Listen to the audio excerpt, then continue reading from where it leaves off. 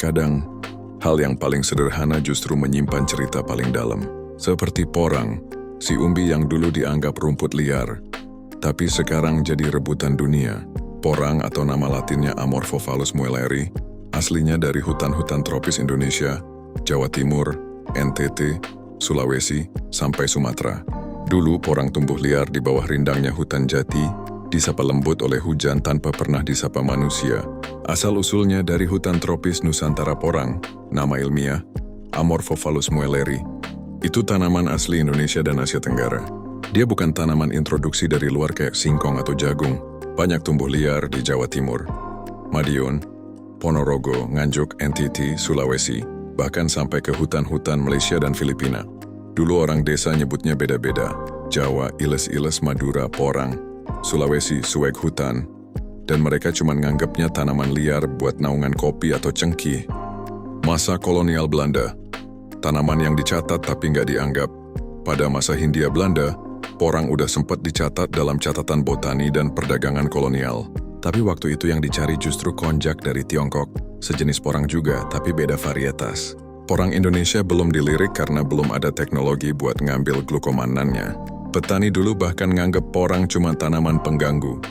Bentuknya aneh, daun majemuknya mirip palem mini, batangnya berbintik, dan bunganya kalau mekar baunya, ya ampun, kayak hati mantan yang busuk tapi masih dirindukan.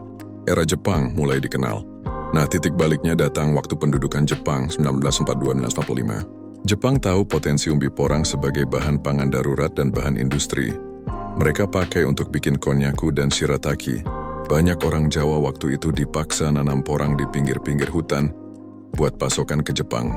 Setelah perang usai, porang dilupain lagi, tapi zaman berubah.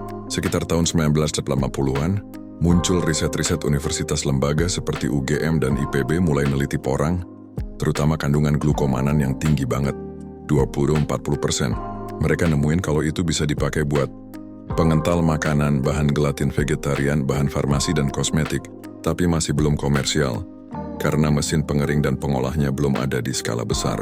Jepang mulai melirik porang. Ternyata di dalam porang ada zat bernama glukomanan, serat alami super tinggi, bisa jadi bahan mie shirataki, pengental makanan, sampai bahan kosmetik dan kapsul obat. Bahkan katanya bisa bantu nurunin berat badan dan kolesterol. Nah loh, tanaman yang dulu dicuekin sekarang bikin orang kaya. Tahun 2010-an, porang meledak. Setelah 2015, Jepang mulai cari pasokan tambahan selain dari Cina. Indonesia dilirik lagi, terutama daerah Madiun, Wonogiri, dan Nganjuk. Petani mulai kaya mendadak karena harga umbi kering bisa sampai 14-18 juta ton. Pemerintah sempat promosikan porang sebagai komoditas ekspor unggulan.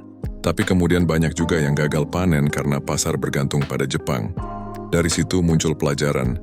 Kalau mau mandiri, kita harus bisa olah sendiri glukomanannya, bukan cuma jual mentah. Di Madiun, porang jadi maskot baru.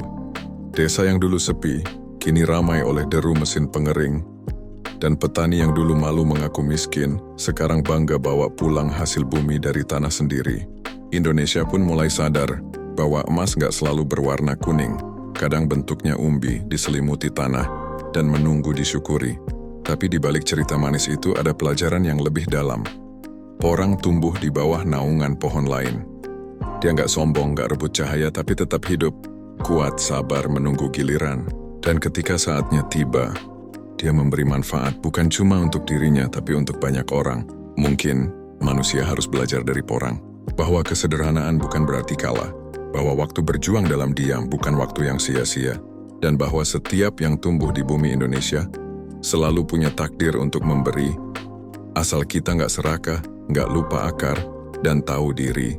Jadi kalau nanti lo makan mie shirataki, atau lihat masker wajah yang lembut banget, ingatlah, bisa jadi itu berasal dari sepotong porang di hutan kecil Jawa Timur, yang dulu tumbuh tanpa nama, tapi tetap percaya, suatu saat, Tuhan bakal memperkenalkannya pada dunia.